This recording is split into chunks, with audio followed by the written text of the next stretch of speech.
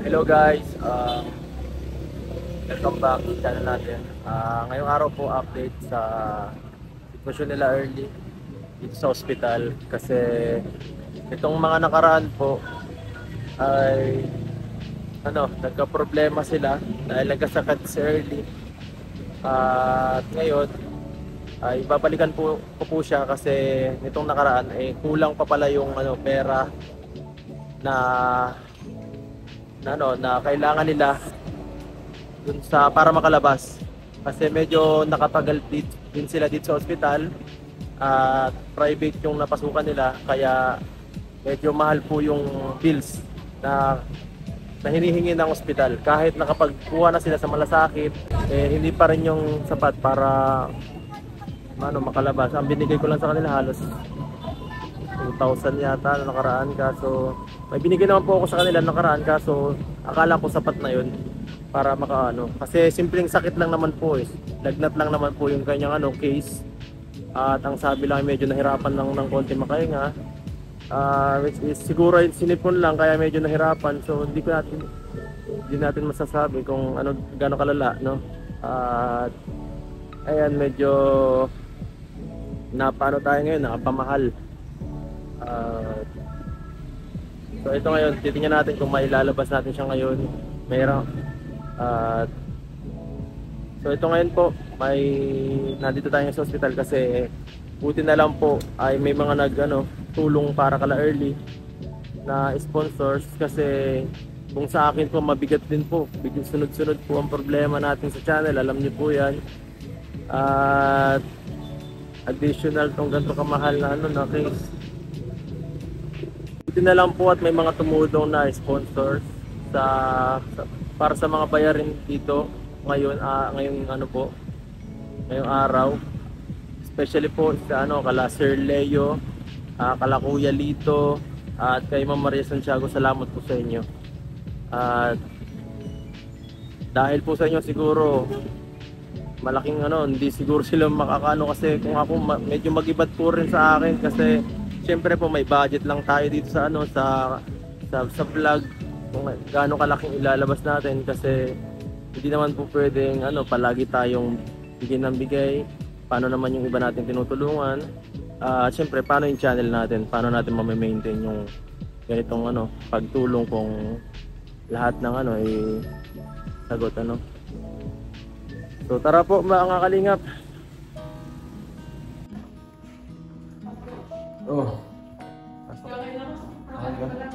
Akala kasi mama mo yung nandito.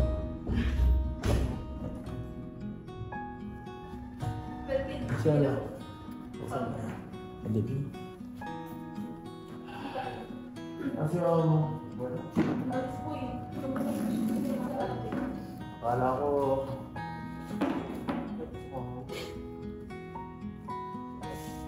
balita early. Balos isang linggo ka na dito mag-update. Humigit na talaga po. Diba kailan tayo nag-huli nag-vlog dito Sabado? Biyernes. Biyernes po. Biyernes, grabe Wednesdays na ngayon. So bala ito po yung nag-exist niya. Bakit sobrang laki naman ito? Grabe naman. Nakakapagtaka naman. Kasama po yung Nakakapagtaka naman ang nila. Sobrang laki naman ang bills nila para sa ganitong simpleng Grabe man naman dito. 47,000 parang namin ganyan kalaki yan. Para may mali man siguro dito sa pagpapanda. Tapos ngayon, na lang po yung 17 na lang. Paano kayo ngayong araw? May addition sa inyo. Grabe naman. Parang Ako po yung sinasabi kasi kung alam ko lang na ganito paano dito. First time ko baga, kaya di ko man din alam. Kung alam ko na ako, mas nilito ko na sa akin. Grabe, nakakatakot yung ganito. Buti na lang talaga may mga siyempre mga tumutulong sa akin. Kasi ganitong klase, ang isang semester to mahigit pa. Isang taon na humigit. Saka, paano kung kayo lang ni mama mo? Tapos na hospital kayo, baka di ka lang makalabas dito. Kaya, hindi naman malikod na anak ko. Okay. Dapat mga natin sa mga matawagan taas makapunta na dito rin kasi mabalik tayo para diretso na tayo sa kali. Pwede ka diretso na tayo at dito na kasi para So, ayan po, tingnan niyo po ang ang resulta. Grabe naman baka. Hindi ko alam kung may mali kasi kanilang computation pero 47,000 po ang bills nila early. Dapat. Tapos nung nabigyan na ng malasakit, naging ano na lang, 17,900. Malaki pa din to, 17,900. Malaki pa din yan para sa ganitong simpleng case na ng sakit ha. Grabe naman ano. Kung ano bang ang laboratory yung binigay sa'yo? X-ray lang po kasi yan. X-ray lang ang ginawa? Tapos walong ganito. Grabe, gano'ng kalakpan mo, gano'ng kung mahal ang dextrose. Grabe naman, nakakapula na naman. Drugs na 26,000. Wala, kaya. Isko po. 26,000 nakalaki dito, yun ang nagpamahal o yung drugs at saka ano. Ito mga medicines na to. Mga reseta ko po yan. Yung mga ganyang klaseng gamot. Di ba? Bakit? Nabibili natin yung sa lugar. Kaya yan. Wala bang binigay sa'yo? Wala bang binigay sa'yo? Ay, siya na pala yung unang pagpasok dito. Ayun yun. Baka kung ano na lang binigay sa'yo dito para masabi nilang may ano. Grabe. Grabe ba? Wala dito ah. Ano talaga? Isko po. Ayoko na. Talaga. Legit. Sa susunod early siguro kapag medyo hindi naman ganun kasi rin sa ano muna, try natin muna sa public kasi kagaya nito. Mahirap din mabigla tayong ganito sa kaya rin kasi hindi naman tayo ganun kayaman para bigay ng siyempre, yung sponsor natin, hindi naman unlimited din ang resource niya. At saka swerte lang din talaga na kung mabigay mo. Kaya nga nito, medyo may kamakalan. Pero sa kabutihan pa, mayroon pa rin mga mabuting tao na may mga bumigay para sa iyo. At ngayon, mabayaran na sana natin kaso mas gusto ko na rin sumama para sabay-sabay na tayo umuwi. Para mas alam din niya mga kapatid. Dala ko na si nanay. Nay, saan ka po galing? Nag-shopping ka po. Sabi daw, nag-SM ka muna. Wala na tayong pera, Nay. Ba't ka pa nag-SM? Nag-shopping. Ano yan? Damit. Damit. Bakit? Ma-stay ka pa dito? Napapaway na nga yung anak mo.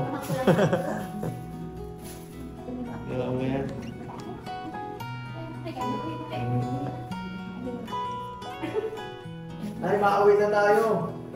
Yung labahan pati yung gamit na hindi na natin gagamitin. Hindi ko na lang magla. Yung mga kaya ko pagiging kulang na. Masusura na yata sa akin. Ay, ano po, medyo matagal-tagal lang tayo dito ng naka-stay. Halos isang linggo na. Mahigit na Mahigit na. Kaya kailangan natin makauwi agad. May naano tayo dyan po, Nay? May nadilihit sa tayo dyan? Wala. Hati tayo sa bayarin. Magkano po ang bayaran? 10,000. Ang pagka ko doon, pagkabilang ko, nasa ano pa yan? Nasa gilid yan. 17,900 yata yan. Oo, sa atin ko na kayo. 17,900 po. Sasakyan to sa hindi po kayo na eh. 17,900. Bawal ba utang sa ospital? Bawal ang utang? Down payment muna. Pwede down payment muna. Sabi ko kasi may share din na natin dito mag-ibig. Hindi pwede. Sabi ko siya, di pag huwag mo muna ang sarili mo, ikaw yung babae. Magkano lang yung mga zero. Kaya naman, ang hirap pa ba? Kabala ka. Kayo mong papaiwan sir, daw dito sa mga. Yan po. So, 7 yung Kaya yung damit, at pagdating bigay pa yun dito. Oo. So, bayaran na po natin yan. Yung na yan.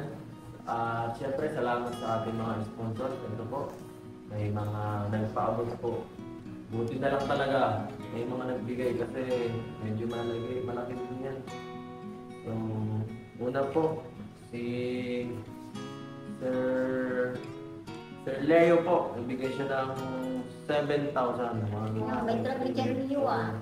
Ay, 6, 7. Po, tanggapin niyo po kay Sir Leo. Salamat po, Sir Rio. At meron pa, si Ma'am Maria Santiago naman. At saka si Ma'am Cel. 1, 2, 3,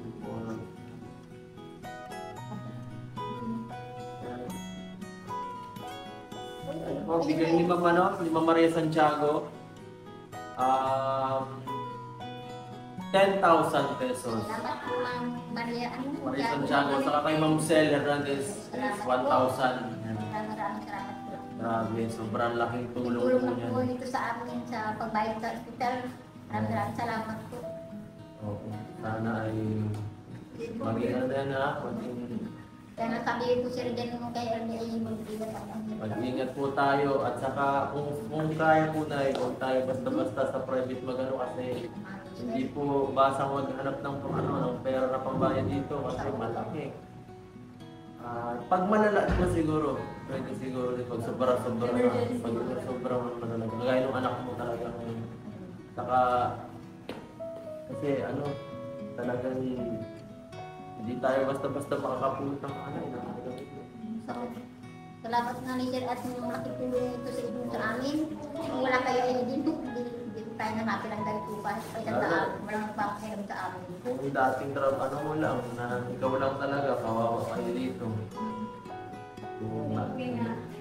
Yung sitwasyon nyo dati na tinda lang ngayon, may hirapan kayo, baka hindi ba kayo ng Hirap talaga na tumatayo yung nanay at tatay. matagal na mga ilang araw pa or basta kayo dito ng buwan. Pag ganyan bayar yan, laki yan. So tara, tara po yan natin. Makita mo na sa babaan sa ano. Sige po. Karagyan ako ng tubig. Kami na magdala sa sige na. Bayaran nyo na. Matapos na din sa wakas. Tara. Uwi na tayo. Ano okay nanay? Grabing yan. Ay, nakarating din.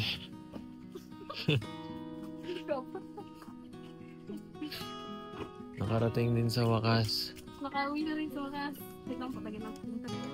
Sige lang.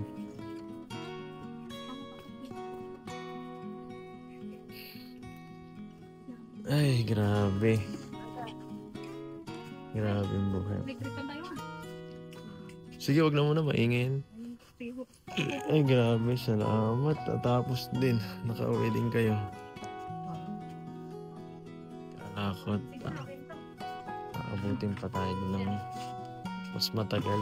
Pwede din po kita. Sige, okay lang. Kaya lahat yan, daming gamit ha. Mama po. Ayun po po. Ayun po nga po. Ito po yun dito kayo. Dapat na lang kayo na po. Grabe, hindi rin naman tayo magtatagal natin ko lang alam. Yun lang ang ating pinakapakay dito. So, ito lang, okay na po, wala po ulang problema. Yung mga gamot po na meron sa lahat. Mabibili namin mamaya. Buti naman po. So, kumusta kayo, Leo? Ano na? Wala na talaga? Wala na po. Okay na ako. Okay na ulit. Back to normal na. Normal na. Kailangan na mag-ingat talaga masyado. Oo, at mahirap talaga din magkasakit, ano? Kaya alagaan natin po yung sarili natin kasi yan na lang ang natin, naikiyat na tipid dito habang at habang tinutulungan kayo ng mga mga sponsors at siyempre ng ating vlog para at so Pila ko niya at wala ka pang pasok mga ilang buwan pa, isang buwan pa, no? Opo, August pa po masok ka rin. August pa. August. So, yun, medyo okay pa naman, matagal pa naman, ano? Baka next month pa kayo magpa-enroll. July po. So, ano gusto niyo po sabihin siyempre sa mga tumulong sa inyo? Sa lahat-lahat. Papasalamat kami sa mga nagtulong sa amin at kung hindi kayo, hindi na kami magkakarabas sa ospital. Maraming salamat. Para Sabihin mo lahat ng gusto mong sabihin early sa mga tumulong sa Ayan, iyo. opo. Maraming salamat po kay Ma'am Maria po at sobrang tapos ano po kay Sir Leo di po na tumulong po para makalabas po akong hospital. Ayun po, first time ko lang din po ma-confine at tawa po ay hindi na po maulit yun. Kumbaga po ingatan na po natin, ingatan na po ang katawan, ganyan. At maraming salamat po sa patuloy na pagtulong po sa amin. Yun lang po, God bless po. So ano, Nay, maana rin po kami ha. Opo. Ingat po kayo dyan. Opo, Magpaano na kayo, magpahinga na muna kayo. maraming salamat po. Pasensya, Melvin. bahala. Salamat po. Oo. Ayun mga kalingap, nakalabas na rin po sila early. At grabe yung yung nangyari sa bayarin natin dito. Grabe, lagnat lang pero abot pa ng ganong kalaki, nakakagulat. Hindi ko alam kung anong mga ginawa nila, mga studies doon at mga paggagamot kay early. Pero parang sobrang mahal din para sa lagnat lang. Lesson learned na rin siguro to kala early na wag maging magpadalos-dalos kapag kagaya niya may sakit na idala agad sa ospital kasi lalo na sa sa private wag agad idalhin sa ganong klaseng ospital kasi medyo kawawa sila. Paano pa kaya kung dati pa ang sitwasyon nila na wala pang tulong natin, saan kaya sila makakahingi ng mga ganyang tulong. Kaya yan, siyempre buti na lang at salamat sa Diyos kasi may mga sponsors tayo na tumutulong sa ating mga beneficiaries. Salamat po kay Sir Leo. Salamat po kay Ma'am Maris Santiago, kay Ma'am Sally. Thank you so much po sa inyo. At malaking bagay po 'yun kasi baka ma-stuck sila doon ng mas matagal na panahon kung hindi pa natin nabigyan to ng tulong. So mga kalingap, salamat po. Pasensya nyo na po. Huwag nyo na pong iba si early sa mga nangyari. At natutunan na rin po siguro nila ang kanilang mga pagkakamali. Sige po mga kalingap, paalam po.